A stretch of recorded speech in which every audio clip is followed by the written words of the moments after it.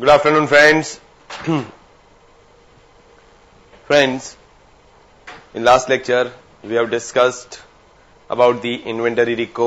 हमने डिस्कस किया था कि अगर आपको बुक स्टॉक दिया होगा, फिजिकल स्टॉक फाइंड करना है, फिजिकल स्टॉक दिया होगा, बुक स्टॉक फाइंड करना है, कैसे फाइंड करेंगे, तो कि उसके क्वेश्चंस किए थे हमने. क्वेश्चन नंबर 3, 4, 5, 6 फ्रॉम सेट 5 हमने लास्ट टाइम कंप्लीट किया था. मींस इन्वेंटरी रिको वाला जो पूरा कंसेप्ट था फ्रेंड, वो पूरा कंसेप्ट हमने लास्ट टाइम कंप्लीट कर दिया था. अभी आगे बढ़ते हैं इसी कंसेप्ट में और इसी लाइन ऑफ एक्शन पे आगे बढ़ते हैं फ्रेंड. इन्वेंटरीज में फ्रेंड दूसरा एक एक्सपीरियंस आप सबके साथ शेयर कर रहा हूं. बहुत ही अच्छा एक्सपीरियंस रहा था. मैंने लास्ट टाइम डिस्कस किया था आप सबके साथ, क्योंकि मेरी आर्टिकलशिप मैंने बहुत अच्छी जगह पे की थी, तो उसकी वजह से मुझे काफी अच्छे एक्सपोजर मिले. कहीं ना कहीं पे वो प्रैक्टिकल लाइफ में बहुत हेल्प करता है. ऐसा ही एक एक्सपीरियंस हुआ फ्रेंड जब मेरी आर्टिकलशिप थी. मेरी आर्टिकलशिप का लास्ट मंथ था फ्रेंड, और मैं अपने सर के पास गया था अपना फरवरी मंथ का स्टाइपेंड का चेक लेने के लिए. तो मैं उनके पास गया और मैंने सर को बोला कि सर ये मेरा लास्ट मंथ है, नेक्स्ट मंथ से मैं नहीं आऊंगा, मेरी आर्टिकलशिप खत्म हो रही है. तो मेरे सर ने बोला क्यों नहीं आएगा भाई, नेक्स्ट मंथ तो आर्टिकलशिप खत्म हो रही है, एज एन एम्प्लॉय यहाँ पे ज्वाइन कर ले. मैंने बोला सर नहीं, मेरे भी कुछ पर्सनल कमिटमेंट्स है, मेरे भी कुछ पर्सनल ड्रीम है. I want to start my own practice and I want to join my father's business, so I can't continue more. So sir ये लीगली जितना हमको कंपलसरी करना पड़ता था, इसलिए मैंने आर्टिकलशिप किया है. तो 3 साल का आर्टिकलशिप मेरा 31 मार्च को खत्म हो रहा है, तो उसके बाद मैं कंटिन्यू नहीं कर पाऊँ. सर ने बोला कोई बात नहीं, बस मैं तो यही चाहता था कि तूने जितने अच्छे से काम किया 3 साल, और ये मिस इतनी लगन और डेडिकेशन के साथ काम किया, और इतना ही तू आगे फ्यूचर में आगे बढ़े और आगे अच्छे से काम करे, तो इस रीजन के साथ मैं तुमको रोकना चाहता था. But you have personal dream and commitment, then you can leave, no problem, कोई इश्यू नहीं है. तो ये सब बात चल रही थी, तो वो मेरे लिए अच्छा बोल रहे थे कि भाई तुमने अच्छे से काम किया, इतने अच्छे एक्सपोजर्स तुमने हैंडल किए. मैंने बोला सर ये तो सब हमने हैंडल कब किए, जब आपने हमको दिए तब. मीन्स आपने जो अपॉर्चुनिटीज हमको दी, that is a great thing for us and achievement for us कि आपने हमको इतना अपॉर्चुनिटीज दिया. And really I salute you sir कि whatever you have taught teachers, that is unforgettable throughout the life. जब भी हम कोई काम करेंगे आप जरूर याद आएंगे. तो इस तरीके से फ्रेंड मैंने उनके बारे में कुछ बोल रहा था. तो उस टाइम पे सर को किसी का कॉल आया, और फ्रेंड जैसे ही सर को कॉल आया तो फ्रेंड वहां पे सर जैसे ही कॉल खत्म हुआ, सर बहुत खुश हो गए. मैं क्यों सर इतना सारा खुश हो गए? क्योंकि हमको एक बहुत बड़ा असाइनमेंट मिला है, एंड ये असाइनमेंट 31 मार्च का है. बोला क्या असाइनमेंट मिला सर? तो उन्होंने बोला कि हमको एक कंपनी का स्टॉक ऑडिट मिला है. मैंने कौन सी कंपनी का स्टॉक ऑडिट मिला है? तो उन्होंने बोला कि हिंदुस्तान लीवर लिमिटेड. इस कौन सी कंपनी का? हिंदुस्तान लीवर लिमिटेड, जिसका अभी नाम है हिंदुस्तान यूनिलीवर लिमिटेड. तो मैंने बोला हिंदुस्तान लीवर लिमिटेड, ये तो बहुत बड़ी कंपनी है ना. यस, इसका हमको स्टॉक ऑडिट मिला है 31 मार्च के दिन, हमको वहां पे जाके स्टॉक ऑडिट करना है. तो मैंने बोला कि सर ये कंपनी क्या क्या प्रोडक्ट प्रोड्यूस करती? तो ये मैंने उनको पूछा, तो उन्होंने बोला कि भाई एफएमसीजी प्रोडक्ट है. मीन्स जो हम रेगुलर डे में जो डेली बेस में यूज करते हैं, उस कंपनी का ये प्रोडक्ट ये लोग बनाते हैं. लाइक सॉप्स है, शैम्पू है, टूथपेस्ट है, तो ये सब चीजें बनाते हैं. तो ये सब बातें चल रही थी. तो मैंने सर ने वो पूछा कि सर कौन कौन से प्रोडक्ट है? तो उस टाइम पे उन्होंने मुझे बताया कि गुड मॉर्निंग से हम अगर शुरुआत करें तो सुबह में पेप्सोडेंट है, क्लोजअप है, फिर बात करते हैं तो डव प्रोडक्ट्स है, लक्स प्रोडक्ट है, लाइफ बॉय प्रोडक्ट्स है, तो ये सब इस कंपनी के. उसके अलावा लैक्मे प्रोडक्ट्स है, एक्सडीओ है, फिर काफी कुछ चीजें इस कंपनी के, रेक्सोना डिओड्रेंट है. तो ये सब चीजें, ये सब प्रोडक्ट, पॉन्ड्स प्रोडक्ट है, फेयर एंड लवली प्रोडक्ट्स है, तो ये सब प्रोडक्ट इस कंपनी की है. तो मैंने बोला कि सर इतनी सारी प्रोडक्ट इस कंपनी की है तो इसका टर्नओवर तो बहुत ज्यादा होगा ना. तो मेरे सर ने बोला कि ये सब हमारी डेली यूज वाली चीजें है, और इसमें से कहीं ना कहीं पे कोई ना कोई प्रोडक्ट तो हम भी यूज करते हैं. रहा सर इसमें तो काफी, कोई ना कोई नहीं, काफी चीजें हम यूज करते हैं. तो कि सर ने बोला कि हमारी तरह पूरे इंडिया में सब लोग मोस्टली ये यूज कर रही होंगे, बट फिर भी हम ऐसा एज्यूम करें कि इंडिया की पूरी हमारी पॉपुलेशन कितनी, तो क्या एट प्रेजेंट अगर इंडिया की पॉपुलेशन की बात करें ना फ्रेंड, तो 125 करोड़ की पॉपुलेशन ऑन पेपर है. ऑफ दी पेपर पता नहीं कितने लोग घूमते होंगे, बट ऑन पेपर कितना है? 125 करोड़ है. तो फ्रेंड ये 125 करोड़ जो पब्लिक है, मेरे सर ने बोला कि इसमें से 50% लोगों को निकाल देते, बचे कितने? 50% लोग. तो 50% लोग जो बचे फ्रेंड, वो 50% लोग हम एज्यूम करते हैं कि भाई हर एक चीज थोड़ी थोड़ी यूज करके पूरे दिन का 5 रुपए का प्रोडक्ट यूज करते. किसी ने शैम्पू यूज किया, किसी ने ये यूज किया, वो यूज किया, तो सबका मिला के एवरेज 5 रुपया पर पर्सन काउंट करते हैं. तो इस कंपनी का डेली टर्नओवर कितना? तो क्या 60 crore public multiply by 5 rupees करो, कितना होता है? 300 करोड़ का इस कंपनी का टर्नओवर. मेरे सर ने बोला जिस कंपनी का डेली का 300 करोड़ है टर्नओवर, उसको कितना स्टॉक मेंटेन करना पड़ता होगा? तो मैंने बोला मिनिमम 300 करोड़ तो होगा ही, उससे ज्यादा होगा तो पता नहीं, बट मिनिमम 300 करोड़ का स्टॉक मेंटेन करना पड़ता होगा। तो बोला कि यस एब्सोल्युटली राइट, और इसी का हमको स्टॉक ऑडिट मिला है। मींस इस कंपनी का जो मेन लोकेशन है वापी में, जहां से पूरे इंडिया में डिस्ट्रीब्यूशन ये लोग करते हैं, उस मेन लोकेशन का भी ऑडिट हमारे पास है, एक अहमदाबाद का भी और एक सूरत का भी है। 3 लोकेशन हमको दिए गए, हमको इन तीनों का ऑडिट करना है। क्या बात है। तो मैंने सोचा कि ये तो मेरा एक ड्रीम प्रोजेक्ट जैसा है कि भी मैंने भी HLL सोचा था कि मुझे भी हिंदुस्तान लीवर लिमिटेड का एक स्टॉक ऑडिट करना है। तो मैंने क्या बोला कि सर इतना अच्छा काम आया, तो ये मेरा लास्ट मंथ है और इस लास्ट मंथ में मैं एक अच्छा सा काम करना चाहता हूं, तो सर हो सकता है तो ये काम मेरे को दे दो। अभी नसीब देखो, मेरी आर्टिकल सिर्फ खत्म हो रही 31 मार्च, ये ऑडिट भी कौन सी डेट का, 31 मार्च का। तो मेरे सर ने मुझे मना कर दिया कि नहीं बेटा ये मैं तेरे को नहीं दे सकते। बोला क्यों सर? तो कि इसके लिए तो मैं खुद जाऊंगा वहां पे। क्यों? तो कि HLL is the number 1 one of the number 1 FMCG product company at world level. कौन से लेवल पे? वर्ल्ड लेवल पे वो नंबर 1 पे है। तो फ्रेंड उन्होंने ऐसा बोला कि वर्ल्ड लेवल पे अगर ये नंबर 1 पे है, अगर इसका ऑडिट हमने एक बार अच्छे से कर दिया ना पूरे, इसके बाद कभी भी कोई कंपनी को स्टॉक ऑडिट हमको देना होगा ना, कभी सोचेगा नहीं कि इसने इस कंपनी का ऑडिट किया तो हमारी कंपनी का तो कर ही सकता है। तो इसके लिए मैं एक छोटी सी भी मिस्टेक नहीं चाहता हूं और इसके लिए ऑडिट करने के लिए मैं आऊंगा। मैंने बोला क्या बात है, अब तो सर ही जाने वाले हैं, इतना अच्छा प्रोजेक्ट है, मुझे नहीं मिलेगा। तो मैंने बोला अभी सर को तो हटा नहीं सकते यहां से। तो मैंने ना दूसरा तरीका बोला, सर आप जा रहे हो पर आपको असिस्ट करने के लिए, आपको हेल्प करने के लिए कोई ना कोई तो साथ में चाहिए ना, अगर हो सकता है तो मुझे लेके जाओ, मैं आपकी हेल्प करूंगा वहां पे। सर ने बोला हाँ तो कोई प्रॉब्लम नहीं, अगर तेरे को साथ में आना है तो मुझे कोई प्रॉब्लम नहीं, बट मैं जाऊंगा दैट इज फॉर श्योर। बोला सर मैं भी आपके साथ आऊंगा दैट इज फॉर श्योर। तो हम लोगों ने डील फाइनल कर दिया, मैं आपके साथ आऊंगा। अभी देखो कि 31 मार्च का ऑडिट था फ्रेंड, ध्यान रखना कौन से दिन का ऑडिट था, 31 मार्च का ऑडिट था। और मेरे सर ने क्या बोला कि भाई, मैंने सर को बोला कि सर हम 31 मार्च का ऑडिट करने जा रहे हैं, तो हम यहां से कब निकलेंगे? तो 31 मार्च का ऑडिट है ना, तो हम यहां से 24 मार्च को निकलेंगे। मेरे पास 7 दिन पहले। तो मेरे सर ने बोला मैंने नहीं, तो मुझे समझाया 300 करोड़ का स्टॉक होगा, 300 करोड़ का स्टॉक लेने में टाइम तो जाएगा। हाँ आपकी बात सही है, तो ठीक है मुझे तो साथ में आना है, दैट्स इट। मुझे तो क्या है वहां पे भी, यहाँ पे काम करना है, वहां पे काम करना है, मैं तो आ जाऊंगा। तो 24 मार्च को मॉर्निंग हम लोग वहां पे पहुंच गए। भाई वहां पे मॉर्निंग पहुंच गए, उनका आदमी आ चुका था लेने के लिए, उन्होंने हमको होटल पे छोड़ दिया, उनको बोला कि सर हाफ एन आवर में आप फ्रेश हो जाओ, फिर हम लोग ऑडिट प्लेस पे चलते हैं। हाफ एन आवर में हम रेडी हो गए और रेडी होने के बाद ऑडिट प्लेस पे जाने के लिए वहां से निकल दिए। तो फ्रेंड वहां पे ऑडिट प्लेस में जाने के लिए निकले, तो उस टाइम पे रास्ते में मेरे माइंड में ऐसा हुआ कि 300 करोड़ रुपए का स्टॉक होगा, कौन काउंट करेगा? मैं और सर 2 ही लोग जा रहे हैं, सर थोड़ी काउंट करेंगे। लक्स का शॉप का बंडल होगा तो वो थोड़ी काउंट करेंगे, लव की शैम्पू की बॉटल सर थोड़ी काउंट करेंगे। और करने बैठेंगे तो भी मैं मना करूंगा कि नहीं सर आप रहने दो, मैं करूंगा, ऐसा काम आपके लेवल के हिसाब से नहीं है। फिर भी मेरे से रहा नहीं गया, तो मैंने सोचा सर को पूछते तो कि वो काम करेंगे कि नहीं। तो मैंने सर को डायरेक्टली तो नहीं पूछा बट इनडायरेक्टली पूछा कि सर आपको लगता है आप और मैं दोनों मिलके ये 300 करोड़ रुपए का स्टॉक 7 दिन के अंदर काउंट कर पाएंगे? मेरे सर ने बोला कि भाई ना तेरे को कोई काउंट करने की जरूरत है ना मेरे को, हम लोग तो जस्ट वहां पे सुपरविजन के लिए जा रहे हैं। हमारी 25 लोगों की टीम ऑलरेडी वहां पे पहुंच चुकी है और इन्होंने गोडाउन का हर एक छप्पा छप्पा देख लिया है, हर एक का कोना कोना देख लिया है, और वहां पे दे हैव डिसाइडेड कि भाई हमको ये स्टॉक हमको काउंटिंग में लेना है, जस्ट हमको जाके प्रोसेस स्टार्ट करवाना है, दैट्स इट। बाकी कुछ हमको काम करना नहीं, हमको जस्ट उनको सुपरवाइज करना है 7 दिन, दैट्स इट।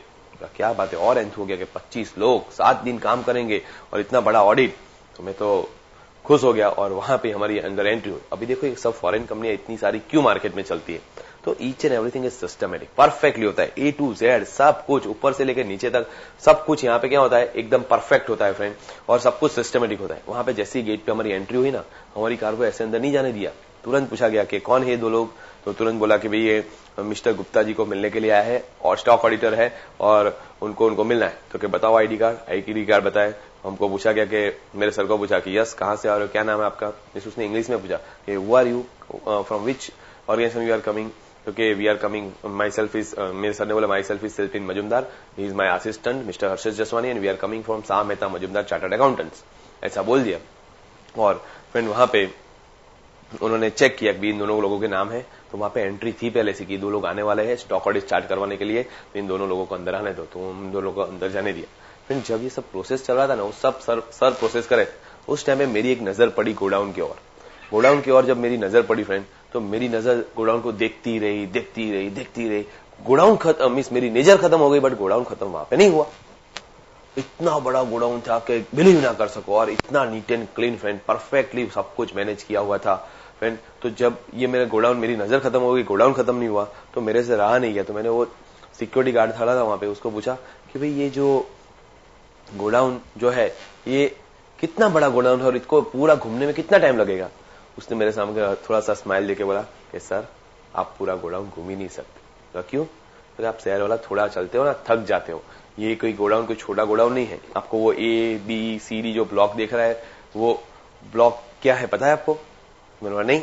तो कि ये है ना A ब्लॉक है, वो 1 एकड़ जमीन में A ब्लॉक है, 1 एकड़ जमीन में B ब्लॉक है, 1 एकड़ जमीन में C ब्लॉक है, ऐसे 1-1 एकड़ के ब्लॉक है। तो मैंने बोला ये ब्लॉक क्यों है?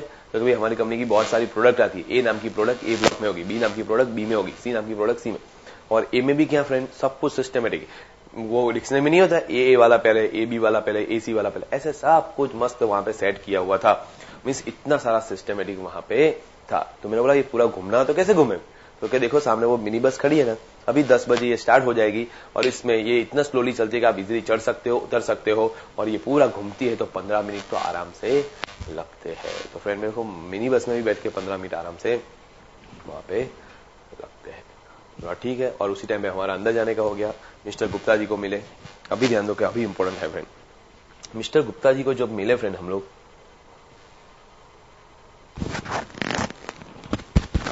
जब हम गुप्ता जी को मिले फ्रेंड, तो क्या हुआ कि मेरे सर ने बोला कि भाई यस कहां से आए हो? तो मेरे सर ने बोला कि भाई हम स्टॉक ऑडिटर है, ये हमारा अपॉइंटमेंट लेटर, और इसके हिसाब से हमको आज से ऑडिट स्टार्ट करना है। तो गुप्ता जी ने बोला okay sir you can start your audit, मैं अप्रूव कर देता हूं। अप्रूव कर दिया, स्टार्ट कर सकते। तो मेरे सर ने बोला कि भाई एक रिक्वायरमेंट है।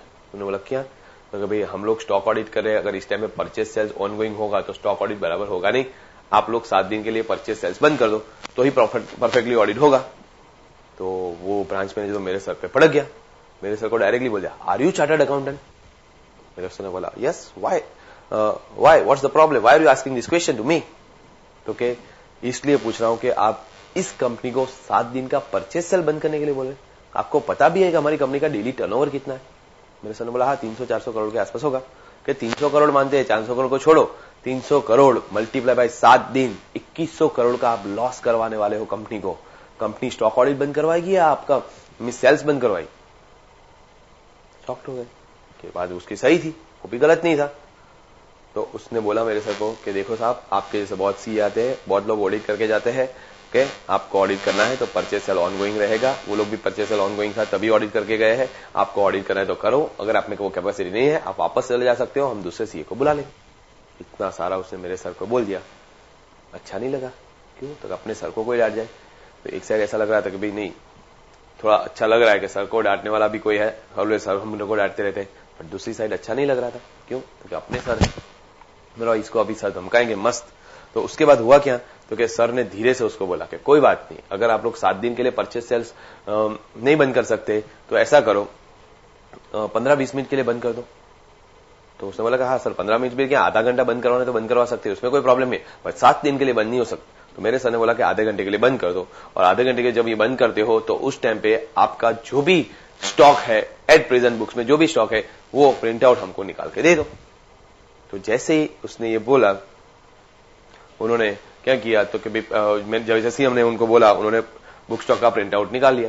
थोड़ी देर में हमको बुक स्टॉक का प्रिंट आउट दिया फ्रेंड, इतना बड़ा बंच, बोला कि ये रहा हमारा स्टॉक, 300 करोड़ का स्टॉक है। तो फिर फ्रेंड इतना तो हो गई, दिया। मुझे तो देख के मींस प्रिंट आउट देख के दिन में तारे दिखने लगे, बट टेंशन नहीं था, अपने को काउंट नहीं करना है। सर ने क्या किया कि देखा, वो प्रिंट आउट देखा तो कि इसमें सब कुछ सिस्टमेटिक था, ABCD वाइज था। तो सर ने क्या किया, सब बंच अलग करवा दी कि A अलग करो, B अलग करो, C अलग करो, D अलग करो, सब अलग कर दिया। मींस ABCD वाइज सब कुछ अलग कर दिया, और जितने भी बंच होते थे चेक किए वे कितने बंच होते। तो वहां पे ABCD के 26 कैरेक्टर है, बट इसमें कुछ 6 कैरेक्टर पे इस कंपनी की कोई प्रोडक्ट नहीं है। तो कितने बंच बने, 20 कैरेक्टर। तो ये 25 लोग थे ना, उसमें से 20 लोगों को बोला, एक को A ब्लॉक दिया, किसी को B ब्लॉक दिया, किसी को C ब्लॉक दिया। तो सबको एक एक ब्लॉक दे देंगे। जिसको A ब्लॉक दिया उसको बोला भाई तुमको A ब्लॉक में काम करना है, तुमको B ब्लॉक के बारे में सोचना नहीं है, 7 दिन तुमको A ब्लॉक काउंट करना है, B वाले को B काउंट करना है, C वाले को C काउंट, ऐसे करके 20 लोगों को वहां पे क्या कर दिया, ब्लॉक कर दिया। अभी बचे 5। मुझे बोला कि 5 में से 3 को बुला गया, मैं 3 को बुला के आया, बोला कि इन 3 लोगों को बोल दिया कि ये तीनों सुपरवाइजर देखो अभी ये प्रोसेस सेट कर दे। मुझे लगा कि ये कैसे ऑडिट कर पाएंगे, परचेज सेल ऑनगोइंग है, तो उन्होंने पूरा प्रोसेस सेट किया, वो जानना बहुत जरूरी है। फिर ये 3 लोगों को उन्होंने क्या किया, तो 3 लोगों को सुपरवाइजर बनाया, बोला कि ये 20 लोग तुम्हारे अंडर में काम करेंगे, 3 लोगों के अंडर में काम करेंगे, इन तीनों का अच्छे से ध्यान रखना है, इनको लंच की जरूरत, मीन्स कोई भी क्वेरी है, डाउट है, आपको सॉल्व करना है, लंच पे जाना है, डिनर पे जाना है, तो वो लोग जब जाएंगे काम बंद नहीं रहना चाहिए, आपको काम करना है। और स्पेशल रिस्पॉन्सिबिलिटी ये है कि आप लोगों को ये ध्यान रखना है कि भाई कल रात तक इन्होंने कहां तक काम किया और दूसरे दिन सुबह में आके कहां से स्टार्ट करना है, मीन्स कितना काउंटिंग हो गया, कितना काउंटिंग नहीं हुआ है, उसका रिकॉर्ड आपके पास रहना चाहिए। तो इन तीनों ने बोला ओके ठीक है, हम ध्यान रखेंगे। अभी बचे 2 लोग, मैंने बोला अभी ये 2 लोगों का क्या करेंगे, तो सर ने बोला कि 2 में से एक को बुला के आ। मैं एक को बुला के आया, जैसे एक को बुला के आया, सर ने मुझे बोला ब्रांच मैनेजर को भी बुला लो साथ में। ब्रांच मैनेजर को, गुप्ता जी को भी बुला के आया। गुप्ता जी आ गए, ये भी खड़ा है। गुप्ता जी को बुला के बोला कि गुप्ता जी आप परचेज सेल की बात कर रहे थे ना, आज के बाद जितना भी परचेज करना है, जो भी मर्जी में आता है उतना परचेज करो, कोई रिस्ट्रिक्शन नहीं है आपको।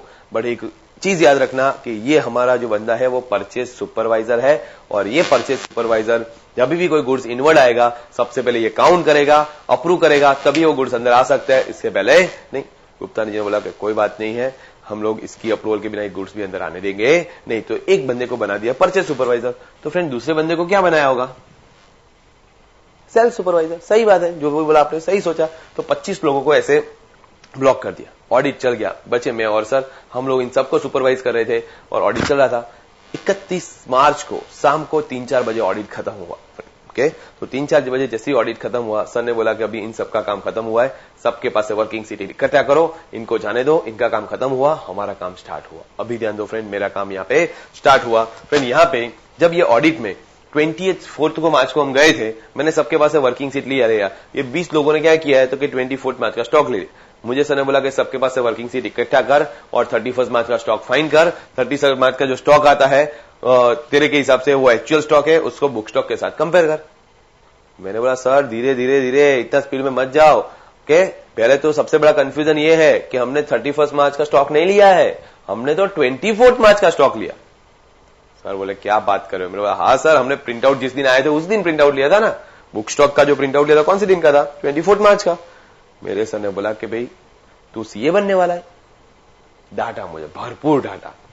सुना क्यों, तो आदत सी हो गई थी, सुन लिया। फिर बोला सर मेरा फर्स्ट टाइम है, स्टॉक ऑडिट है, मुझे समझ में नहीं आ रहा है आप क्या बोलना चाहते हो। 24 मार्च का स्टॉक लिया है और आप 31 मार्च का स्टॉक कैसे फाइन करने के लिए बोल सकते हो। सर ने बोला कि तूने 24 मार्च का स्टॉक बुक स्टॉक लिया था। यस। इसको कंपेयर किया फिजिकल स्टॉक के साथ। यस। इसके बाद एक बंदे को हमने परचेज सुपरवाइजर बनाया। तो इस वीक में जितना भी परचेज हुआ है तुमने काउंट किया। यस। अगर 24 मार्च का स्टॉक तुम्हारे पास है, इसके बाद कोई गुड्स परचेज करते हो तो ये स्टॉक वहां पे इंक्रीज होगा या डिक्रीज होगा, कि इंक्रीज होगा तो ये स्टॉक वहां पे क्या हो जाएगा, इंक्रीज होगा। बोला यस सर, इंक्रीज हो जाएगा। तो 31 मार्च के दिन जो स्टॉक होगा तुझे मिलेगा। बोला यस। फिर एक बंदे को हमने बनाया सेल सुपरवाइजर। तो सेल सुपरवाइजर ने क्या काउंट किया है, तो कि जितना भी गुड्स सेल किया है वो काउंट किया उसने। यस। तो वो गुड्स वहां पे माइनस कर दे, तो तुमको क्या 31 मार्च का स्टॉक मिल जाएगा।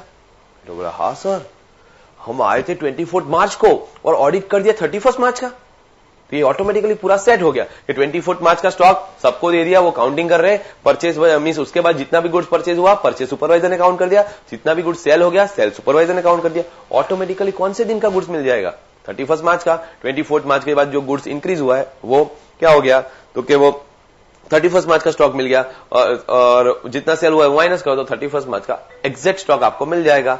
एंड फ्रेंड यहां पे बड़ी बड़ी कंपनियों में स्टॉक ऑडिट ऐसे ही होता है। कोई 31 मार्च को ऑडिट नहीं करता है। क्यों, तो कि किसी के पास 31 मार्च के पास टाइम ही नहीं होता है। उस दिन बहुत सारे बिजनेस एडजस्टमेंट होते हैं, बहुत सारे टारगेट्स होते हैं, वो अचीव करने होते हैं। So everybody is busy in that business. तो उस दिन वो कोई ऑडिट नहीं करता है, उससे थोड़े दिन पहले ही ऑडिट वहां पे स्टार्ट कर दिया जाता है, और उसके बाद जितना भी परचेज एंड सेल्स होता है वो एडजस्ट करके लोग क्या करते हैं, 31 मार्च का स्टॉक फाइन करते हैं। अभी हुआ क्या, तो कि सर ने मुझे ये फॉर्मूला बताया, फॉर्मूला के हिसाब से मैंने अमाउंट लिख दिया। अभी उस अमाउंट के हिसाब से वहां पे फ्रेंड कुछ 297 करोड़ का स्टॉक था। कितना था, 297 करोड़ का स्टॉक था, वो मैंने काउंट कर लिया, मींस ये इसके हिसाब से फाइन कर लिया। अभी फ्रेंड ये 297 करोड़ का स्टॉक जब मैं बुक स्टॉक के साथ कंपेयर करने गया तो बुक स्टॉक में वैल्यू क्या थी, तो क्या बुक स्टॉक में वहां पे वैल्यू थी 312 करोड़ के आसपास। कितने के आसपास, तो कि 312 करोड़ के आसपास वहां पे ये था। तो यहां पे 312 करोड़, ये 297 करोड़। तो मेरे सोचा इतना बड़ा डिफरेंस, कितना डिफरेंस आ रहा है फ्रेंड? अगर इन दोनों का डिफरेंस निकालते हैं तो कितना आता है? 15 करोड़ के आसपास। तो 15 करोड़ का जब डिफरेंस देखा, आई वॉज शॉक्ड। मैंने बोला भाई फिजिकल स्टॉक इतना, बुक स्टॉक इतना, 15 करोड़ का स्टॉक था। पहले डाउट गया कि ये कैलकुलेशन में कुछ लोचा लग रहा है, कुछ ना कुछ प्रॉब्लम है।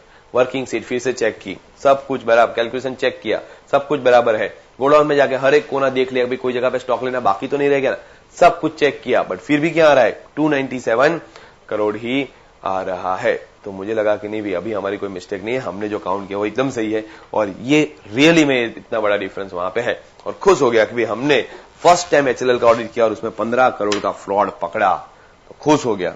और खुश होते होते सोचा कि भाई चलो सर को जाके बताता हूं। बट दूसरी साइड ऐसा डाउट गया कि अगर ये गलत निकला ना तो सर मुझे इतना डांटेंगे, और मेरी आर्टिकलशिप का लास्ट असाइनमेंट में इतनी डांट पड़ेगी तो मैं लाइफ टाइम याद रखूंगा। तो मैंने सोचा यार सर को बताऊंगा, प्रॉब्लम हो जाएगी। सर के पास गया, बता रहा था, बट मैंने वे डिफरेंट कर दिया, मैंने सरेंडर कर दिया कि सर मैंने है ना ये आपने जैसे बोला था इस हिसाब से कैलकुलेशन किया, बट मेरे हिसाब से डिफरेंस आ रहा है 15 करोड़, बट मुझे डाउट जा रहा है कि इसमें कुछ लोचा है, तो आप एक बार चेक कर लो ना, देख लो ना कि इसमें क्या प्रॉब्लम तो नहीं है ना। तो मेरे सर ने चेक किया, सब चेक किया, उनके हिसाब से भी बराबर। खुश हो गया कि नहीं मैंने जो काम किया वो बहुत अच्छा काम किया है, और मीन्स बहुत ही सेटिस्फेक्शन होता है कि चलो 15 करोड़ का हमने फ्रॉड पकड़ा। बट मेरे सर को भी डाउट गया कि इतना बड़ा डिफरेंस हो नहीं सकता इतनी बड़ी कंपनी में। उन्होंने बोला कि लाओ चलो सब वर्किंग सीट लाओ, तो सब वर्किंग सीट मेरे पास से मांगी फ्रेंड, और वर्किंग सीट में उन्होंने चेक किया कि भाई ये स्टॉक बराबर लिया है, ये वैल्यू बराबर लिया है, ये वैल्यू बराबर लिया है, और देखा। एक बार चेक किया, दूसरी बार जब चेक किया तो उनको भी लाइट हुआ कि नहीं यहाँ पे कुछ मिस्टेक है, और उन्होंने बोला कि हर्षेस यस यहीं पे एक छोटा सा मिस्टेक है। बोला क्या मिस्टेक है? तो क्या तूने ये जो स्टॉक लिया था, बुक्स में से प्रिंट आउट लिया था, वो कौन सी प्राइस से थी? मेरा स्टॉक कॉस्ट प्राइस से है। तो क्या परचेस तुमने जो कंसीडर किया वो भी कौन सी प्राइस से है? मेरा कॉस्ट प्राइस से। तो क्या सेल्स तूने कौन सी प्राइस से लिया? मैंने भाई बुक्स में जो सेल्स चला है उसी प्राइस से। तो क्या बुक्स में कौन सी प्राइस से सेल्स चलेगा? सेलिंग प्राइस से। बट अगर मुझे क्लोजिंग स्टॉक कॉस्ट प्राइस से चाहिए तो मुझे यहाँ पे क्या माइनस करना पड़ेगा? कॉस्ट प्राइस माइनस करना पड़ेगा। यस, बट गलती से मैंने क्या कर लिया, तो कि बुक में जो वैल्यू चल रही थी वही ले ली। और बुक में कौन सी वैल्यू चल रही थी? तो कि बुक में सेल्स वैल्यू चल रहा था, एंड मैंने वो सेल्स वैल्यू वहां से ले लिया। मींस यहाँ पे कॉस्ट प्लस प्रॉफिट दोनों माइनस किया, दैट मींस ज्यादा अमाउंट माइनस किया तो स्टॉक क्या हो गया? डिक्रीज हो गया। तो वहां पे मेरी मिस्टेक पकड़ी गई। तो फ्रेंड याद रखो यहाँ पे कि परचेज ऐड करेंगे, सेल्स माइनस करेंगे, बट सेल्स कौन सी प्राइस से माइनस करेंगे? कॉस्ट प्राइस से ही माइनस करेंगे। तो फ्रेंड ऐसे ही क्वेश्चंस आपको दिए होंगे। 24 मार्च का स्टॉक दिया है, 31 मार्च का स्टॉक फाइंड करें।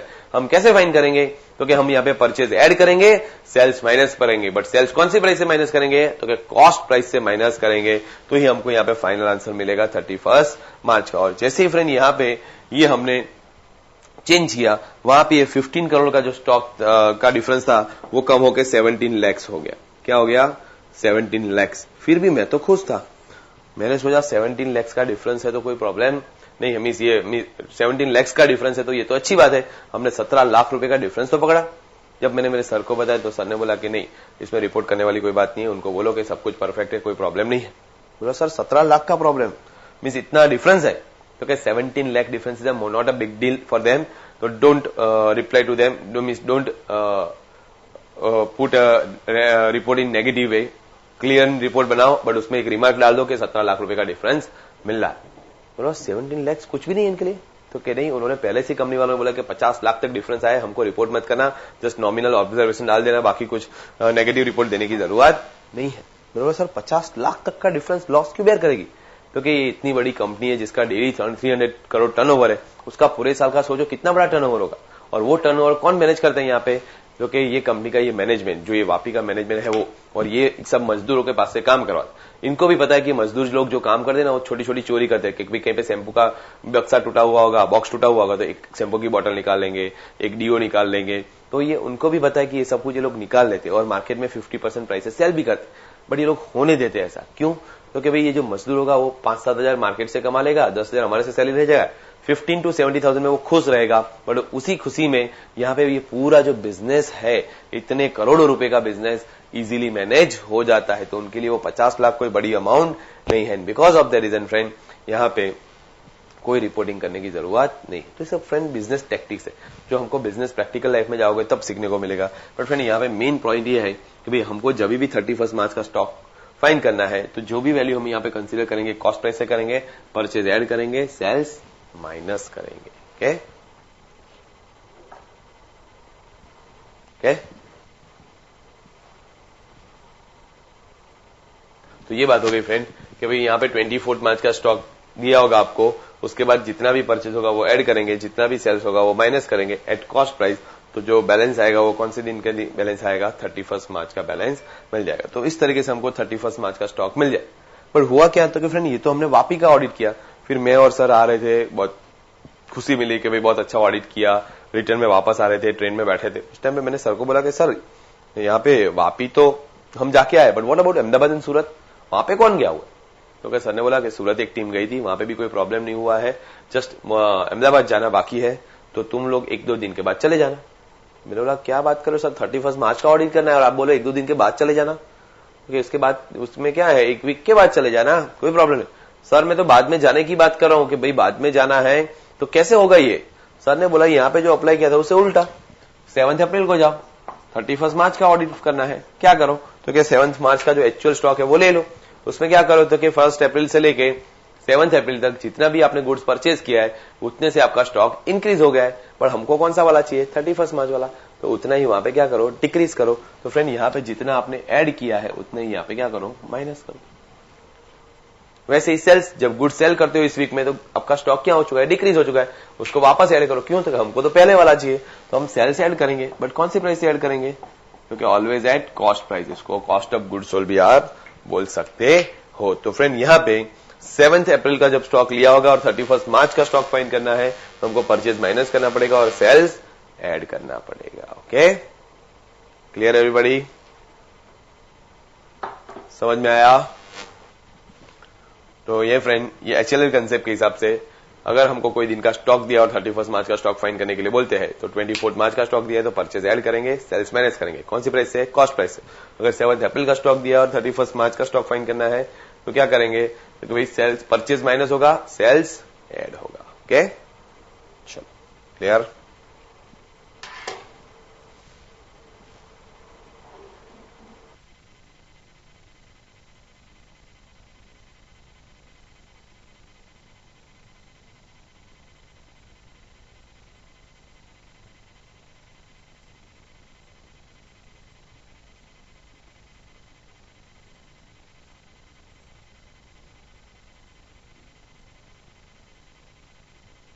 चलो फ्रेंड इसी कंसेप्ट के बेस पे कुछ क्वेश्चन करते हैं। Everybody open your spiral, set 4।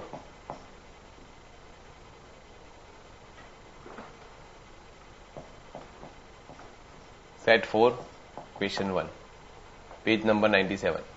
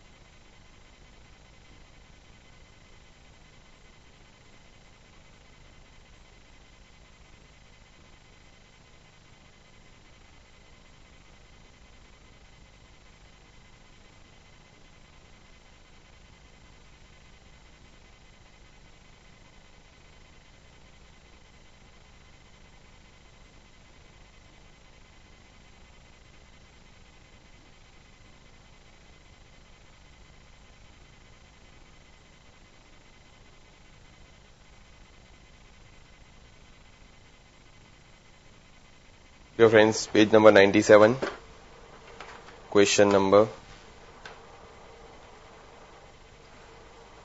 1। वहां पे इंफॉर्मेशन दिया है हमको, the cost of inventory as per physical verification as on 24 March 2012 was ₹4 lakh, Between 24th March to 31st March, following transaction took place. Purchase rupees 2 lakh, out of which 20% goods were returned. Sales of rupees 2 lakh, out of which 20% goods were returned. And goods are sold at a profit of 25% on cost. Find out the total cost of inventory as per books.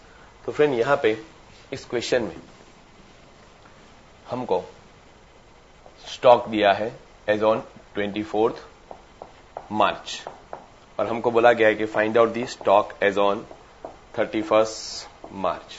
Okay, तो हमको 31st मार्च का stock find करना है. सबसे पहले friend कोई लिखने की जल्दी मत करो, यहां पे ध्यान दो. Everybody 100% concentrate over here. First question मैं करवा रहा हूं, नेक्स्ट क्वेश्चन से आपको ही करना है. सो ध्यान दो. यहां पे फ्रेंड स्टॉक 24th मार्च का दिया है, 31st मार्च का फाइंड करना है. अभी जो कंसेप्ट डिस्कस किया वही यहाँ पे अप्लाई होगा. इन बिटवीन जितना भी गुड्स परचेज हुआ है इतने से अपना स्टॉक इंक्रीज हुआ है तो परचेज ऐड करेंगे. जितने से गुड्स सेल हुआ है तो जितने से गुड्स सेल हुआ है उतने से स्टॉक डिक्रीज हुआ है तो उतना माइनस करेंगे. तो परचेज ऐड करो, सेल्स माइनस करो. परचेज कितना है? तो फ्रेंड यहाँ पे परचेज जो दिया है हमको वो बोला है कि purchase is amounted to rupees 2 lakh. But purchase के साथ साथ उन्होंने परचेज रिटर्न भी दिया है. तो हम यहाँ पे नेट परचेज ऐड करेंगे या परचेज ही ऐड करेंगे? तो कि नेट परचेज, क्योंकि कुछ गुड्स गया है कुछ गुड्स आया है. ऐसा कर सकते हैं कि मीन्स गुड्स को परचेज किया है और कुछ गुड्स परचेज रिटर्न कर दिया है. तो जितना गुड्स परचेज किया है उतने से स्टॉक इंक्रीज हुआ, बट जितना रिटर्न किया उतने से स्टॉक डिक्रीज भी हुआ होगा. तो हमको क्या करना है? नेट परचेज ही कंसीडर करना है. And because of the reason हम यहाँ पे नेट परचेज ही एडजस्ट करेंगे. तो 20% ये माइनस करो. जैसे ये 20% माइनस करोगे फ्रेंड तो ये 1,60,000 है और ये 1,60,000 यहाँ पे एडजस्ट करें. तो ये नेट 1,60,000 हमको वहां पे ऐड करना है. नेक्स्ट सेल्स है. सेल्स का अमाउंट कितना है? तो क्या सेल्स का अमाउंट भी 2 लाख है, बट इस 2 लाख के सामने कुछ सेल्स रिटर्न भी है. सेल्स रिटर्न कितना? तो क्या 20%, और ये 20% के हिसाब से कितना अमाउंट हो रहा है? 40,000. तो ये 40,000 माइनस करते हैं तो कितना अमाउंट आ रहा है? 1,60,000. ओके, अभी ये 1,60,000 जो फ्रेंड आया वो आपका नेट सेल्स हुआ. बट ये कौन सी प्राइस से है? तो कि ये सेलिंग प्राइस से है. हमको क्या करना पड़ेगा? इस सेलिंग प्राइस को कॉस्ट में कन्वर्ट करना है. कैसे करेंगे? तो क्या प्रॉफिट परसेंटेज हमको दिया है, प्रॉफिट ऑन कॉस्ट दिया है कितना? 25%. When profit on cost is 25%, profit on sales कितना आएगा? 20%. और हमको यहाँ पे कौन सा प्रॉफिट माइनस करना है? तो क्या प्रॉफिट ऑन सेल्स माइनस करना है. तो प्रॉफिट ऑन सेल्स कितना परसेंटेज? 20%. तो 32,000 माइनस करो. जैसे ये 32,000 माइनस करोगे फ्रेंड हमारा नेट अमाउंट कितना आएगा? तो क्या 1,28,000. ओके, तो यहाँ पे 1,28,000 आएगा. बराबर.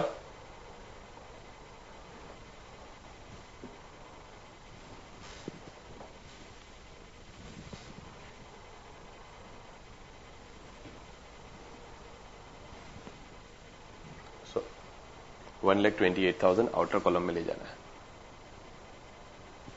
ये फ्रेंड 4 लाख था, उसमें यहाँ पे नेट अमाउंट 1,60,000 बराबर था. सॉरी फ्रेंड, इसका आंसर आया 1,28,000. तो ये 1,28,000 आउटर कॉलम में ले जाएंगे. तो नेट अमाउंट फ्रेंड यहाँ पे आएगा. Sorry, stock as on 31st March. तो नेट आंसर क्या आएगा फ्रेंड? 4,32,000. ओके, समझ में आया?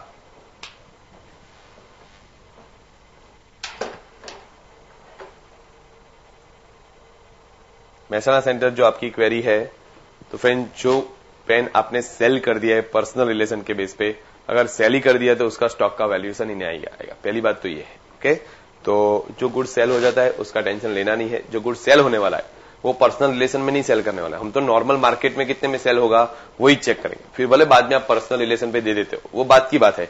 बट हमको ऑलवेज क्या चेक करना है कि नॉर्मली अगर ये गुड्स सेल करने जाता हूं मैं मार्केट में, तो what would be the net realizable value at present, that you need to consider. What.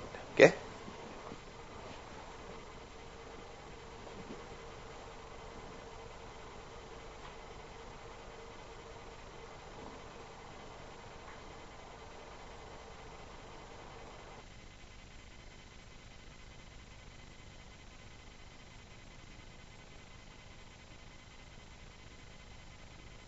Answer जैसे क्वेश्चन 1 कंप्लीट होता है फ्रेंड, क्वेश्चन 2 का भी आंसर फाइंड करा।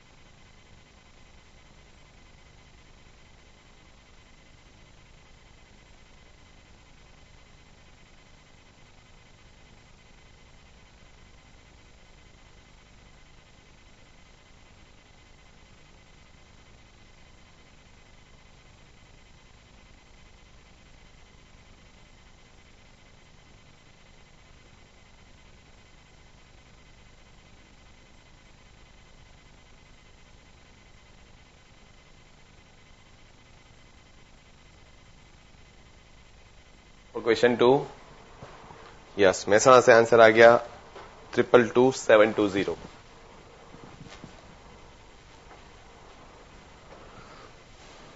फ्रेंड क्वेश्चन 2 में हमको सेल्स स्टॉक दिया हुआ है 24 मार्च का और हमको स्टॉक फाइंड करना है 31 मार्च का।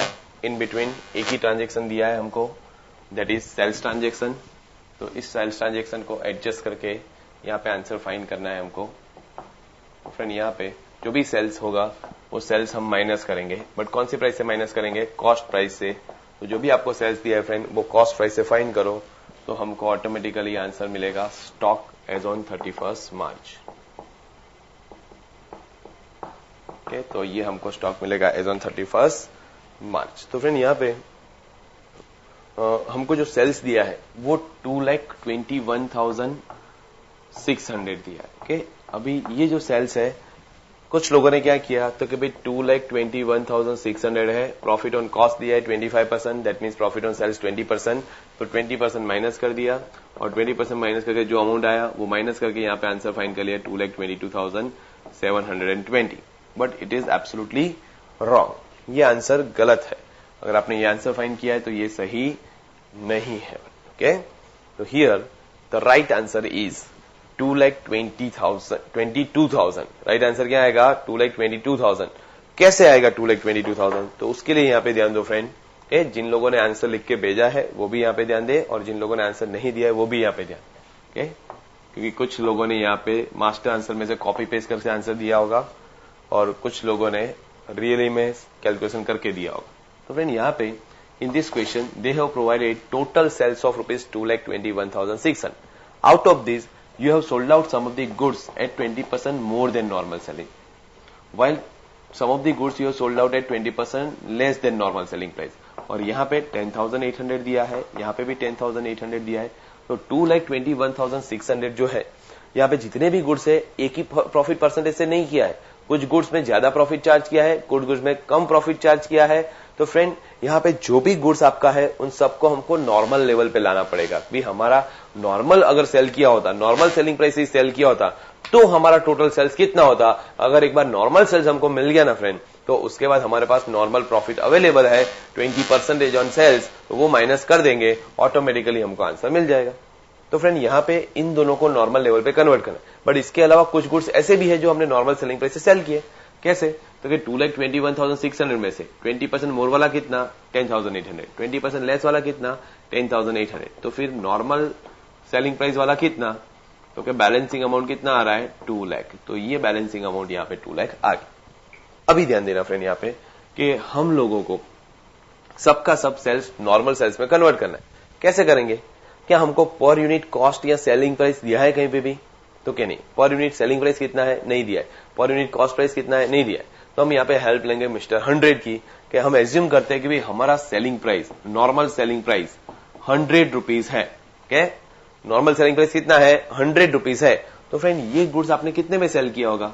तो क्या 100 प्लस 20% कितने में सेल किया होगा? 120 में। यहाँ पे 100 माइनस 20% तो कितने में सेल किया होगा? 80 रुपीज में। नॉर्मल सेलिंग प्राइस से आपने 20% ज्यादा चार्ज किया है, नॉर्मल 20% से, नॉर्मल से यहाँ पे 20% कम चार्ज किया है, तो ये 120 है और ये 80 है। ओके, अभी इन तीनों का सेलिंग प्राइस हमारे पास आ गया। यहाँ पे गुड्स सेल किया है 100 रुपीज में एंड नॉर्मल सेलिंग प्राइस भी कितना है? 100। तो 2 लाख रुपीज का जो गुड सेल किया उसका नॉर्मल सेलिंग प्राइस कितना? तो यहाँ पे अगर नॉर्मल सेलिंग प्राइस फाइंड करेंगे तो कितना आएगा? 2 लाख आएगा। ओके, अभी यहाँ पे गुड्स सेल कितने में किया? 120 रुपए में, बट नॉर्मल सेलिंग प्राइस कितना? 100। तो 10,800 रुपए वाला गुड्स जो है उसका नॉर्मल सेलिंग प्राइस कितना? 120 का गुड्स जो है, जो 120 में जो सेल किया उसका नॉर्मल सेल्स 100 है, तो 10,800 में जो गुड्स सेल किया है उसका नॉर्मल सेल्स कितना आएगा? यहाँ पे 9,000 बराबर। नेक्स्ट यहाँ पे फिर यहाँ पे क्या हुआ? तो कि 80 रुपए में सेल किया है, उसका नॉर्मल सेल्स कितना? 100। तो फ्रेंड यहाँ पे 10,800 का जो गुड सेल किया उसका नॉर्मल सेल्स कितना आएगा? तो क्या 13,500। तीनों का नॉर्मल सेल्स आ गया। यस, अभी तीनों का जो नॉर्मल सेल्स है उसको ऐड कर दो। जैसे ही ऐड करोगे ये कितना अमाउंट आएगा? 2,22,500 माइनस क्या करेंगे? तो भाई हमारा नॉर्मल प्रॉफिट कितना है? नॉर्मल प्रॉफिट आपको क्वेश्चन में दिया है, profit on cost is 20%। Sorry 25%, तो प्रॉफिट ऑन सेल्स कितना हुआ 20%। तो फ्रेंड ये टोटल जो सेल्स है उसमें से प्रॉफिट ऑन सेल्स माइनस कर दो 20%। तो यहां पे अमाउंट कितना आएगा 1,78,000। ये क्या हुआ कॉस्ट ऑफ गुड्स सोल्ड आएगा। ओके, तो ये कॉस्ट ऑफ गुड्स सोल्ड जो है उसको यहां पे इनकॉर्पोरेट करें। कितना अमाउंट 1,78,000। जैसे ही 1,78,000 माइनस करेंगे बैलेंस क्या बचेगा 2,22,000। ओके, चलो क्लियर एवरीबॉडी, डाउट किसी को कोई?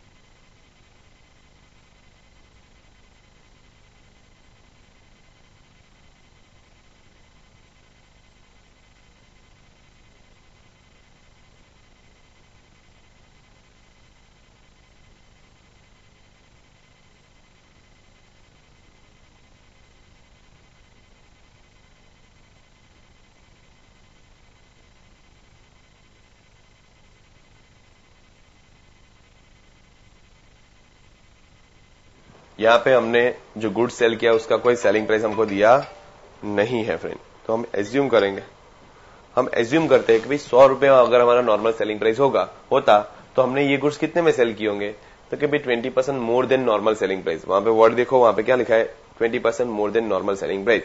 तो ये जो नॉर्मल सेलिंग प्राइस है उसमें 20% ज्यादा चार्ज किया, तो ये गुड्स कितने में सेल किया 120 रुपए में। फिर ये गुड्स कितने में सेल किया, तो कि 100 रुपए का चीज जो है उसके ऊपर 20% लेस चार्ज किया, मीन 20% कम चार्ज किया, तो ये कितने में सेल किया 80 रुपीज। तो फ्रेंड यहाँ पे ये गुड्स जो 120 में आपने सेल किया उसका नॉर्मल सेलिंग प्राइस कितना है 100 है। तो 10,800 का टोटल गुड सेल किया, उसका नॉर्मल सेल्स कितना 9,000।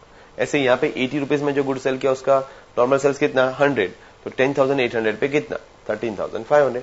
इसका नॉर्मल सेल्स आ गया, इसका नॉर्मल सेल्स आ गया, ये तो नॉर्मल सेल्स ही है, तो नॉर्मल सेल्स ही है, तो तीनों का टोटल किया, तो कॉस्ट कितना आया 1,78,000। Okay,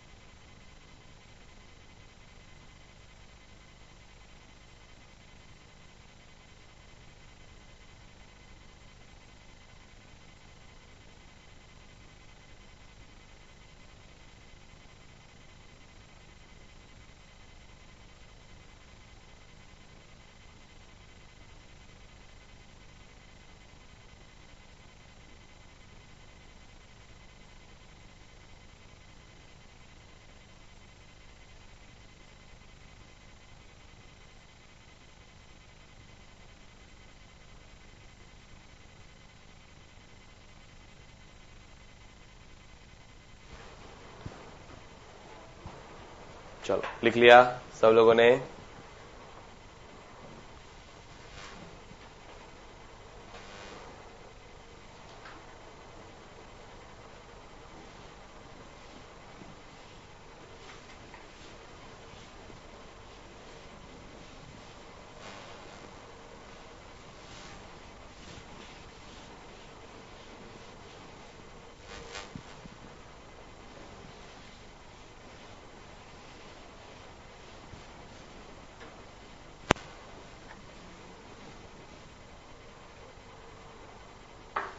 okay friend, now next क्या है फ्रेंड, तो कि हमने दो अलग अलग कंसेप्ट डिस्कस किए। एक कंसेप्ट हमने डिस्कस किया friend, that is inventory reconciliation, जो लास्ट लेक्चर में डिस्कस किया था कि बुक स्टॉक दिया है, फिजिकल स्टॉक फाइंड करो, फिजिकल स्टॉक दिया है, बुक स्टॉक फाइंड करो। ओके, दूसरा कंसेप्ट आज डिस्कस किया HLL कंसेप्ट, जिसमें आपको 24 मार्च का स्टॉक दिया है, 31 मार्च का स्टॉक फाइंड करना है एंड अकॉर्डिंगली हम वहां पे 31 मार्च का स्टॉक फाइंड करेंगे। मींस इन बिटवीन जो गुड्स परचेज होगा वो ऐड करेंगे, सेल्स होगा वो माइनस करेंगे। अभी फ्रेंड ये दोनों कंसेप्ट जो है उसको मर्ज कर देते हैं और एक क्वेश्चन का आंसर मींस इन दोनों का मर्ज कंसेप्ट मींस मर्ज क्वेश्चन भी आ सकता है। वो कैसे? तो फ्रेंड यहाँ पे क्या हो सकता है, तो कि यहाँ पे ये लोग क्या करेंगे, आपको बुक स्टॉक देंगे, फिजिकल स्टॉक फाइंड करना है, फिजिकल स्टॉक देंगे, बुक स्टॉक फाइंड, बट जो बुक स्टॉक आपको दिया होगा वो 24 मार्च का दिया होगा और आपको फिजिकल स्टॉक जो फाइंड करना है वो 31 मार्च का फाइंड करना। मींस दो कंसेप्ट को यहाँ पे मर्ज करना है। तो जब ये दो कंसेप्ट को मर्ज करेंगे फ्रेंड, तो एक चीज कंफर्म है कि जो भी स्टॉक आपको दिया है ऑन 24 मार्च, ओके, और उसके बेस पे हमको फाइंड क्या करना है, तो कि स्टॉक एज ऑन 31 मार्च। तो फ्रेंड यहाँ पे इन बिटवीन जितना भी गुड्स परचेज होता है वो परचेज ऑलवेज क्या होगा, ऐड होगा। आपको फिजिकल स्टॉक फाइंड करना है या बुक स्टॉक फाइंड करना है, कोई फर्क नहीं पड़ता है। अगर हम गुड्स परचेज करते हैं तो स्टॉक इंक्रीज ही होने वाला है, फिर वो बुक स्टॉक इंक्रीज हो या फिजिकल स्टॉक, वो बाद में डिसाइड करेंगे कि कौन सा परचेज ऐड करना है, कौन सा परचेज नहीं। बट एक चीज तो फंडामेंटली क्लियर है कि परचेज होता है इस वीक में तो स्टॉक इंक्रीज होगा। वैसे ही जैसे गुड्स इश्यू होता है, तो जब भी गुड्स इश्यू होगा फ्रेंड, एक चीज कंफर्म है कि जब भी गुड्स इश्यू होगा फ्रेंड यहाँ पे, तो स्टॉक गुड्स इश्यू होता है, सेल्स होता है, तो वो माइनस ही होने वाला है। फिर वो बुक स्टॉक फाइंड करना है, फिजिकल स्टॉक फाइंड करना है, तो वो डिपेंड्स कि हमको कौन सा स्टॉक माइनस करना है, कौन सा माइनस नहीं करना है। तो याद रखना कि फंडामेंटली ऐसा होगा कि परचेज ऐड करेंगे, सेल्स को माइनस करेंगे, बट कौन सी प्राइस से माइनस करेंगे, कॉस्ट प्राइस से माइनस करेंगे एंड अकॉर्डिंगली स्टॉक फाइंड करना है। कौन सी डेट का, 31 मार्च का स्टॉक फाइंड करना है। अभी उसमें यही ध्यान रखना है कि बुक स्टॉक दिया और फिजिकल स्टॉक फाइंड करना है। इसका मतलब क्या, तो कि गोडाउन में फिजिकली 31 मार्च को कितना पड़ा होगा, that you need to find out. कितना होना चाहिए वो फाइंड करने की जरूरत नहीं है। तो कितना स्टॉक फिजिकली वहां पे है, that you need to find out. What is suppose to be find करने की जरूरत नहीं है। तो इस तरीके से कंसेप्ट अप्लाई करेंगे एंड अकॉर्डिंगली हम क्वेश्चन का आंसर फाइंड करेंगे। एक क्वेश्चन करते हैं तो ज्यादा आइडिया आएगा। तो फ्रेंड यहाँ पे let's do one question from set 5, question 1।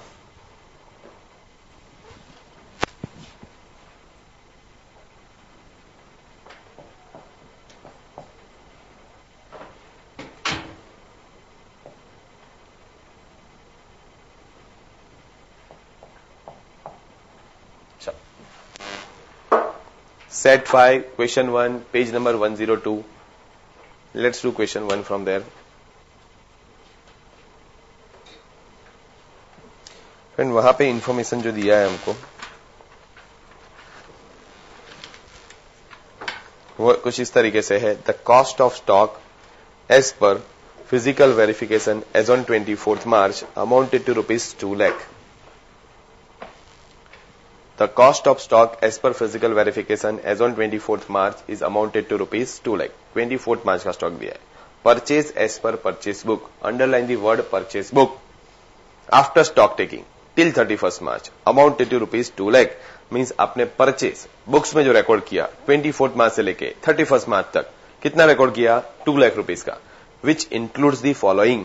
Means उसमें ये इंक्लूड भी होता है क्या, तो कि 10,000 for goods received till 23rd March, ₹20,000 for goods received on 1st April. तो फ्रेंड ये ₹2 लाख का जो गुड्स है उसमें से 10,000 का जो गुड्स है फ्रेंड, वो 10,000 का गुड्स जो रिसीव हुआ था वो कब हो रिसीव हो चुका था, 23rd मार्च को। 20,000 का जो गुड्स है वो कब रिसीव हुआ होने वाला है, 1st अप्रैल को।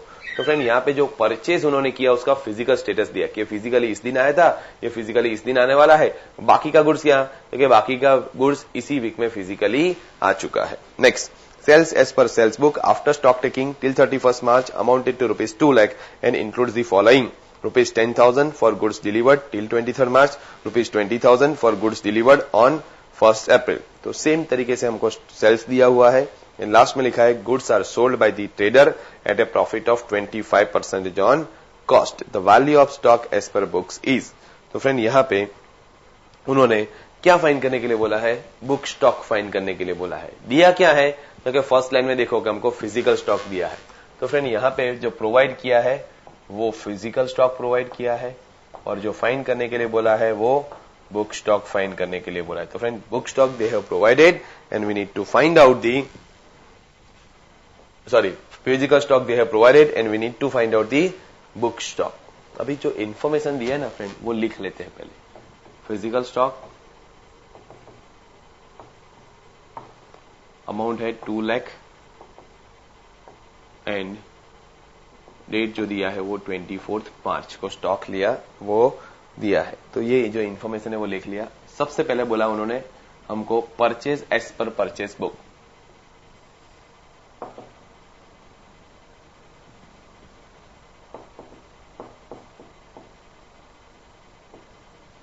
फ्रॉम 24 मार्च टू 31 मार्च कितना अमाउंट है 2 लाख रुपीज। और ये 2 लाख रुपीज में उन्होंने बाइफर्केशन दिया है कि out of this goods of rupees 10,000 received on 23rd March, goods of rupees 20,000 receivable on 1st April, तो ये 1 अप्रैल को है। एंड बाकी का जो बचा बैलेंस 1,70,000 वो जो है वो है 24 मार्च से लेके 31 मार्च तक।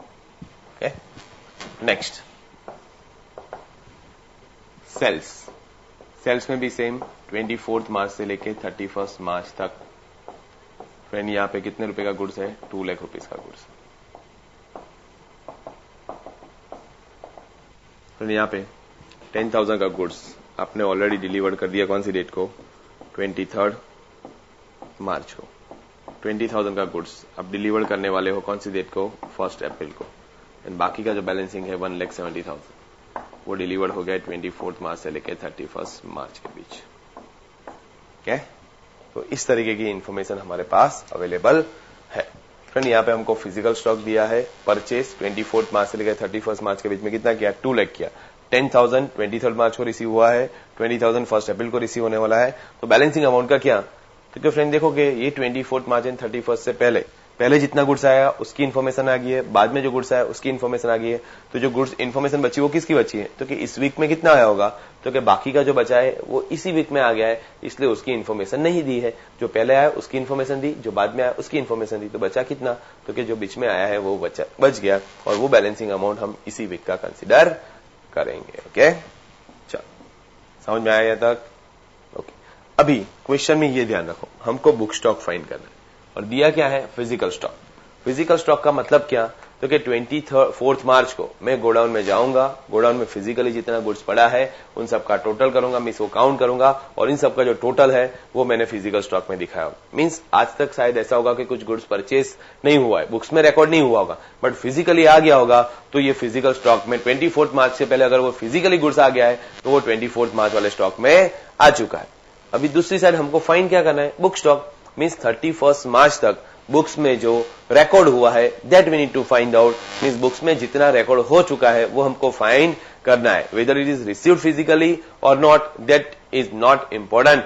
मीन्स कितना बुक स्टॉक होना चाहिए वो फाइंड नहीं करना है, एट प्रेजेंट बुक्स में कितना स्टॉक चल रहा है that we need to find out, और वो हमको यहाँ पे फाइंड करना है। कैसे फाइंड करेंगे, तो उसके लिए ध्यान दो, हमको जो दिया है स्टॉक वो है 2 लाख रुपीज। अभी purchase as per purchase book, इस दिन के बाद बुक्स में कितना परचेज रिकॉर्ड हुआ है, 2 लाख रुपए का परचेज रिकॉर्ड हुआ है। मीन्स ये पूरे का पूरा 2 लाख हमको यहाँ पे ऐड करना चाहिए, बट ऐड करने से पहले एक बार चेक कर लो कि क्या कुछ अमाउंट ऑलरेडी एडेड नहीं है ना। तो क्या ऐसा ही यहाँ पे हुआ कि कुछ अमाउंट ऑलरेडी एडेड है, कौन सा वाला, तो कि ये 10,000 रुपीज, ये 10,000 रुपीज का जो गुड्स है फ्रेंड, वो 10,000 रुपीज का गुड्स ऑलरेडी 23rd मार्च को आपके गोडाउन में आके पड़ा है। जैसे ही गोडाउन में आ गया 24 मार्च को आपने स्टॉक लिया, तो उस फिजिकल स्टॉक में 10,000 की वैल्यू आ गई, तो कि यस वो 10,000 की वैल्यू इस स्टॉक में आ चुकी है।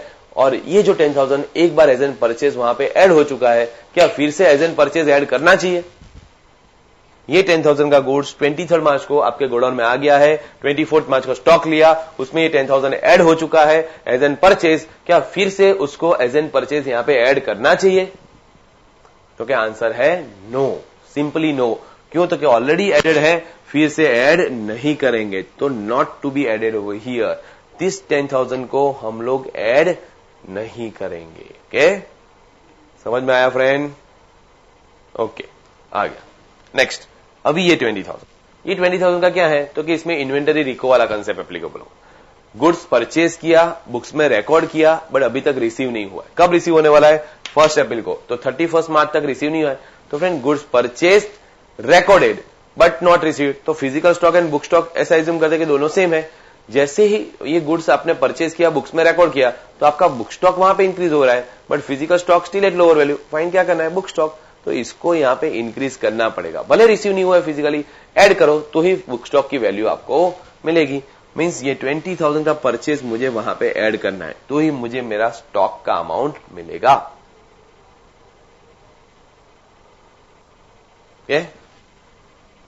क्लियर? ओके। उसके बाद क्या है? 1,70,000। तो फ्रेंड ये 1,70,000 रुपीज का जो गुड्स है उसका क्या करेंगे? तो कि भाई यहां पे HLL कंसेप्ट आएगा। 24 मार्च के बाद जितना भी गुड्स आपने परचेज किया है फ्रेंड, उतने अमाउंट से आपका स्टॉक क्या होना चाहिए? इंक्रीज होना चाहिए। तो यहां पे ऐसा हुआ कि मेरे पास 24 मार्च का स्टॉक है, ये गुड्स परचेज कब किया? इस वीक में। इस वीक में ये गुड्स आया है, तो उससे ये क्या कर दो? ऐड कर दो। तो HLL कंसेप्ट के हिसाब से ये 1,70,000 वहां पे ऐड कर देंगे। मींस यहाँ पे HLL कंसेप्ट आया, यहाँ पे इन्वेंटरी कंसेप्ट। मैंने बोला था दोनों कंसेप्ट मर्ज होंगे। यस, तो दोनों कंसेप्ट के हिसाब से ये वाला एंड ये वाला परचेज, दो परचेज यहाँ पे ऐड करेंगे, तो दोनों परचेज का मिला के अमाउंट कितना होता है? 1,90,000। Okay, clear?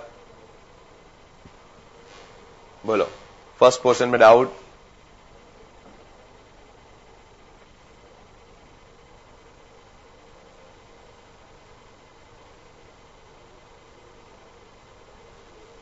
ओके, चलो नेक्स्ट, सेल्स में। सेल्स में क्या है? तो क्या सेल्स में भी same story. Sales as per sales book दिया है, मींस बुक्स में आपने पूरे का पूरा 2 लाख का सेल्स रिकॉर्ड कर लिया है, मींस बुक स्टॉक डिक्रीज हो गया है। बट चेक करो कि भाई फिजिकल स्टॉक कितना डिक्रीज करना है। तो कि भाई यहां पे 10,000 का गुड्स गोडाउन से गया, गोडाउन से गया, तो आपका फिजिकल स्टॉक डिक्रीज हो गया। कौन सी दिन को? तो कि 23 मार्च को ये डिक्रीज हो गया, तो आपका फिजिकल स्टॉक क्या हुआ है? ऑलरेडी डिक्रीज हो चुका है।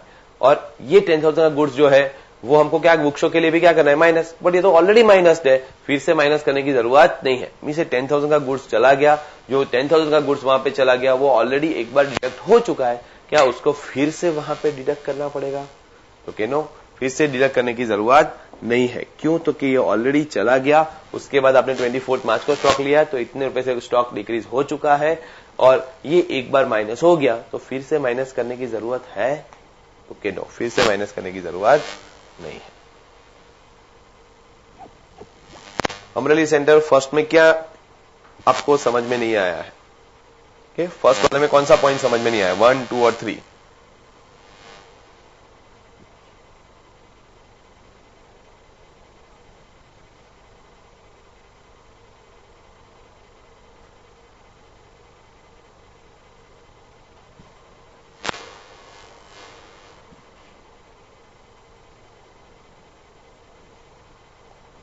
अभी यहां पे ध्यान दो फ्रेंड, ये जो 10,000, पहले ये कंप्लीट कर दे फिर आपको ये फर्स्ट वाला समझा देता हूं। चलो सेकंड, ये 10,000 का गुड्स जो है फ्रेंड, ये 10,000 का गुड्स आपने ऑलरेडी इश्यू कर दिया। ओके, 10,000 का गुड्स ऑलरेडी इश्यू कर दिया 23 मार्च को। 23 मार्च को जैसे इश्यू कर दोगे, 24 मार्च का स्टॉक वहां पे क्या, 23 मार्च को ये चला गया। जब मैं 24 मार्च को स्टॉक लेता हूं, तो 24 मार्च को स्टॉक लूंगा, तो ये 10,000 ऑलरेडी डिडक्ट हो चुका है। यस, तो ये ऑलरेडी डिडक्ट हो गया है फ्रेंड, तो क्या फिर से उसको एज एन सेल्स डिडक्ट करने की जरूरत है? नो, उसको फिर से एज एन सेल्स डिडक्ट करने की जरूरत नहीं है, इसलिए 10,000 को यहां पे डिडक्ट नहीं करेंगे। ये 20,000, ये 20,000 जो है फ्रेंड, इसमें क्या है? तो कि 20,000 का बिल हमारे पास आया, जैसे बिल आया हमने बुक्स में रिकॉर्ड कर लिया, तो मेरा बुक स्टॉक डिक्रीज हो गया, but physical stock still at higher value. क्यों? तो कि फिजिकली ये गुड्स डिलीवर कब होगा? 1 अप्रैल को, अभी तक किया नहीं है, तो हमको फाइन क्या करना है? Book stock. तो इसको क्या करो? डिक्रीज करो। फिजिकल स्टॉक डिक्रीज करोगे तो ही ये वैल्यू आपको मिलेगा। इसलिए यहां पे सेकंड वाला जो है वो क्या करेंगे? तो कि वो माइनस करेंगे। फिर थर्ड वाले में क्या करेंगे? तो कि थर्ड वाला 1,70,000 का गुड्स जो है, कि मेरे पास फिजिकल स्टॉक है 24 मार्च का, उसके बाद गुड्स इश्यू हुआ है, तो जितना भी गुड्स इश्यू हुआ है वो क्या कर दो? माइनस कर दो। क्यों? तो कि बुक स्टॉक में भी ये क्या हो चुका है? डिक्रीज। बुक्स में रिकॉर्ड हो चुका है, तो बुक स्टॉक तुम्हारा डिक्रीज हो गया, but physical stock still at higher value, इसको डिक्रीज करो तो ही ये वैल्यू आपको मिलेगा। तो इस रीजन के साथ ये भी डिक्रीज करेंगे, तो 2 सेल्स डिक्रीज करेंगे। तो सेल्स का अमाउंट यहां पे कितना? तो सेल्स का अमाउंट यहां पे 1,90,000। तो 1,90,000 हमको माइनस करना है, बट ये तो सेलिंग प्राइस से है, तो इसमें से प्रॉफिट निकाल देंगे। 20% प्रॉफिट निकाल दो, तो जैसे 20% प्रॉफिट निकाल देंगे, ये कितना आएगा? 1,52,000। तो ये 1,52,000 माइनस करेंगे, तो यहां पे ये अमाउंट हो जाएगा 2,38,000। क्या? क्लियर? फ्रेंड यहां पे सबसे पहले ये 10,000 के परचेज की बात करते हैं कि 24 मार्च के बाद जितना भी परचेज होता है वो ऐड करना चाहिए, बट जो परचेज ऑलरेडी एडेड होगा उसको फिर से ऐड करने की जरूरत है नहीं। तो हुआ ऐसा ही है यहाँ पे, ये 10,000 का गुड्स मैंने परचेज कब किया? 23 मार्च को। फिजिकली गोडाउन में कब आ गया? 23 मार्च को। तो 23 मार्च को गोडाउन में आ गया है, फिर 24 मार्च को मैंने स्टॉक लिया। जैसे ही स्टॉक लिया फ्रेंड, वहां पे ये 10,000 का परचेज ऑलरेडी हेडेड है, तो क्या हमको इसको फिर से एज एन परचेज ऐड करने की जरूरत है? तो क्या नहीं, एक बार ये 10,000 ऐड हो गया, फिर से ऐड करने की जरूरत नहीं है, इसलिए 10,000 नहीं आएगा। 20,000, ये 20,000 का गुड्स कब परचेज किया? तो कि इस वीक में परचेज किया। जैसे ही परचेज किया, बुक्स में रिकॉर्ड हो गया, बुक स्टॉक इंक्रीज हो गया, but physical stock still at lower value. क्यों? तो क्या फिजिकल स्टॉक में कब ऐड होगा? 1 अप्रैल को। तो फ्रेंड हमको फाइन क्या करना है? Book stock. तो बुक स्टॉक फाइन करना है, तो ये फिजिकल स्टॉक को वहां पे क्या करेंगे? इसमें ऐड करेंगे, तभी ये वैल्यू आपको मिलेगा। तो ये 20,000 एज एन परचेज वहां पे ऐड करना पड़ेगा। What about this 1,70,000? तो भाई मेरे पास 24 मार्च का स्टॉक है, उसके बाद 1,70,000 का गुड्स आया, तो मेरा स्टॉक वहां से 170 से क्या होना चाहिए? इंक्रीज होना चाहिए। एचएलएल कंसेप्ट कि 24 मार्च के बाद जितना भी परचेज करते हो वो ऐड करो, तो वो हमने ऐड कर दिया, तो ये 1,70,000 वहां पे ऐड कर देंगे। ओके, तो ये दोनों अमाउंट ऐड करेंगे, 1,90,000। Now clear?